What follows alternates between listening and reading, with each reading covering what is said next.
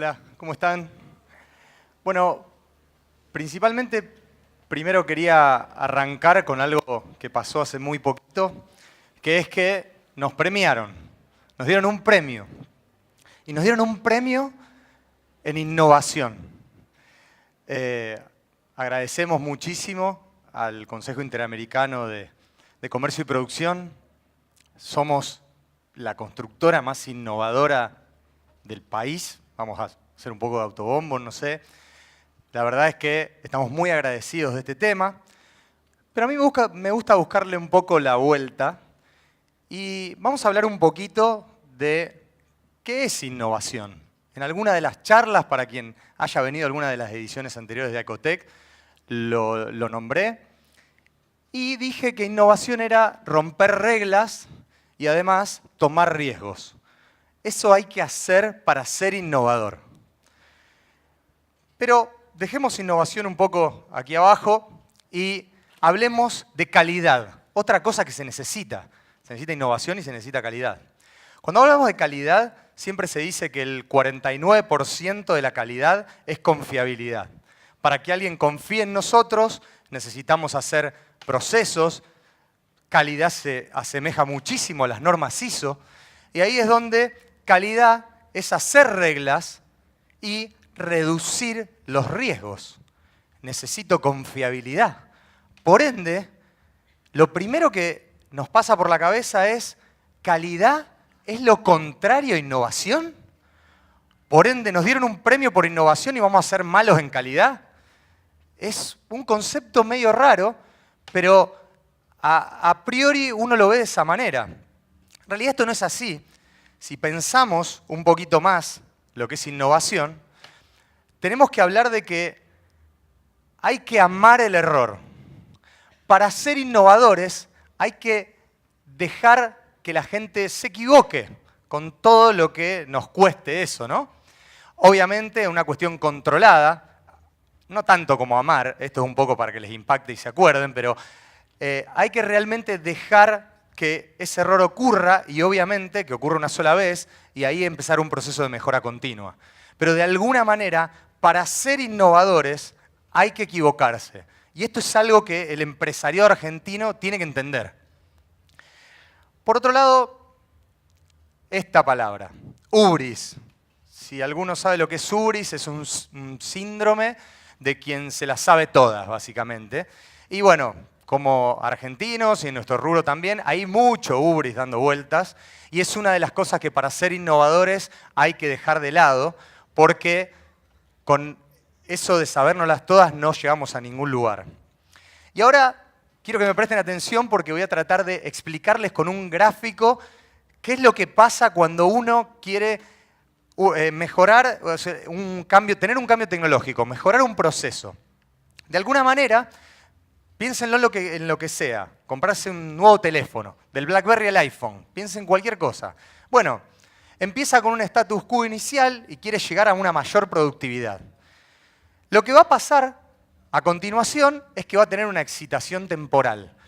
Apenas tengo el producto, el proceso en mis manos, pienso que soy un fenómeno y ahí es donde creo que la productividad ya mejoré y fue en el tiempo relativamente muy poca.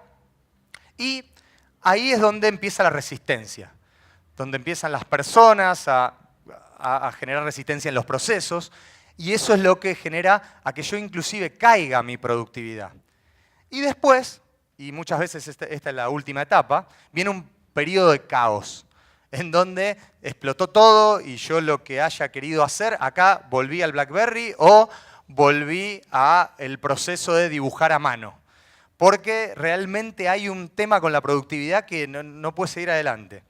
Sumado a eso, y si llego a pasar ese periodo de caos, aparece un cambio de mentalidad. Me doy cuenta de que tengo que cambiar un poco el paradigma para poder mejorar la productividad. Y con la integración, y este evento es parte de esa integración, ahí mejoro realmente esa productividad que estaba buscando y con algún esfuerzo más llego al nuevo status quo que es básicamente la nueva productividad que buscaba. Pero hay algo muy interesante que es la parte emocional de la innovación y de los cambios tecnológicos. Si uno, aquí debajo van a ver el mismo gráfico que les mostré acá arriba y ese proceso que pasa en cualquier tipo de cambio en el ser humano. Y aquí arriba vamos a poner la parte emocional. Y vamos a hablar de confianza y experiencia. Hay un problema acá, que es que apenas tengo esa famosa excitación temporal, genero un 100% de confianza. Cuando alguien hoy en día, en esta era de la tecnología, tiene un 100% de confianza en lo que le está diciendo, realmente tengan mucho cuidado, porque quizá hay un problema de experiencia o de soberbia o de hubris, ¿no? Pero tengan muchísimo cuidado, porque después va a pasar un proceso tradicional en el cual va a pasar ese caos, en donde va a perder mucha confianza, y por último va a llegar a la famosa confianza de experto, esa confianza que tiene un tipo experimentado. Esa confianza, en las épocas de hoy en día de la tecnología, es de un 66%. Entonces, mucho, mucho cuidado con que alguien tenga el 100% de confianza. Si hablamos de los cambios de paradigma, podemos decir que existen otras formas de planificar más intuitivas a ver un programa de obras como este, en el cual la mayoría que no están en el rubro no lo pueden identificar. Es tan complejo como nos estamos manejando que inclusive lo que les estoy mostrando son los integrantes de los Rolling Stones en el tiempo. O sea, básicamente planificamos y tenemos procesos bastante confusos. Hay una frase que dice que en el futuro, en las fábricas van a ser una máquina, un perro y una persona, y que el perro va a estar para que la persona no se acerque a la máquina. No creo tanto en eso, porque realmente la innovación es parte de una habilidad blanda y es parte de lo que tenemos que saber hacer, saber adaptarnos a los cambios, saber liderar, pero hay que tener muchísimo cuidado en el hecho de que alguien también se piense de que vamos a automatizar todo. Porque eso es imposible. El ser humano sigue teniendo un gran valor siempre y cuando no sea bastante parecido a una máquina.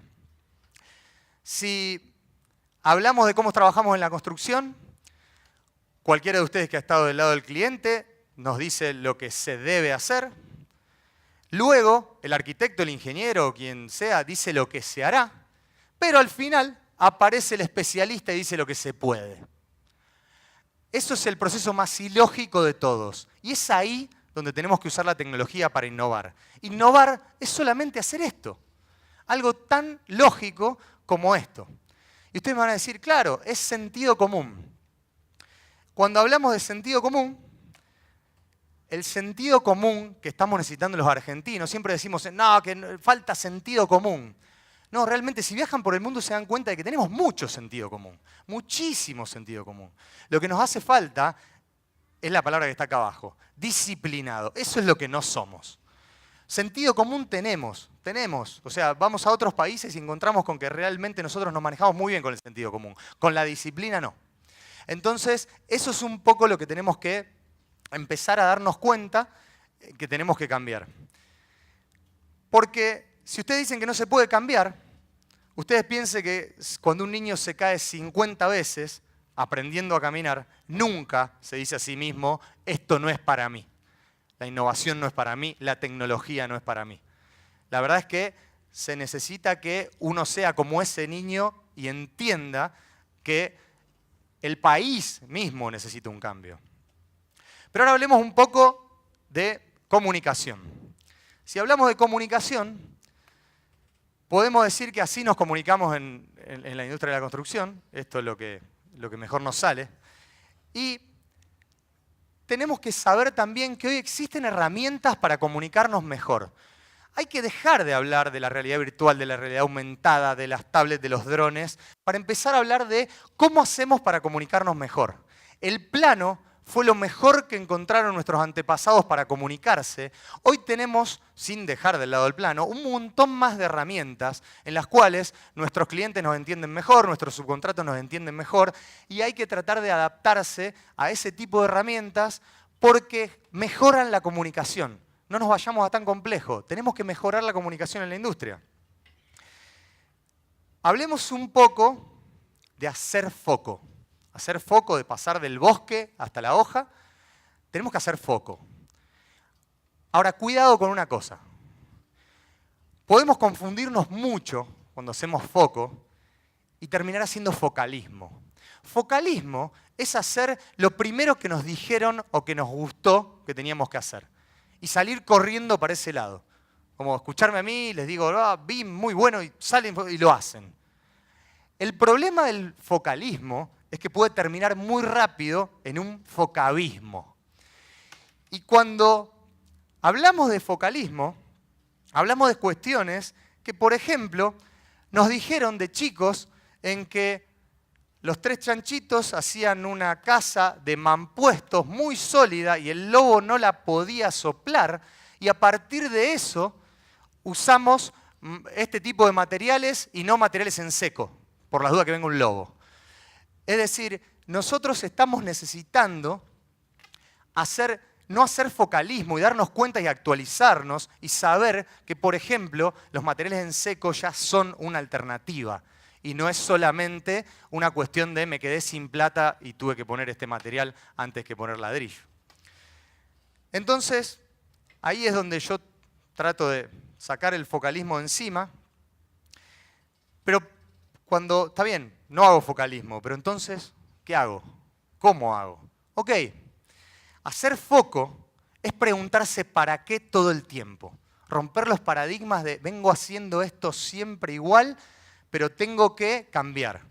Ahí es donde, cuando uno se pregunta para qué, por ejemplo, y nosotros lo cuento con clientes de edilicia, ¿para qué el Club Independiente de Santo Tomé está buscando mejorar el proyecto de su club utilizando tecnología de punta para mostrarle a la gente de Santo Tomé y de Santa Fe que realmente quiere cambiar el paradigma de ser un clubcito de barrio para pasar a ser un club con instalaciones de vanguardia para poder tener lugares de entrenamiento muy desarrollados, de la alta competencia? Entonces ahí uno empieza a preguntarse el para qué y empieza a encontrar por qué estoy yendo por ese camino.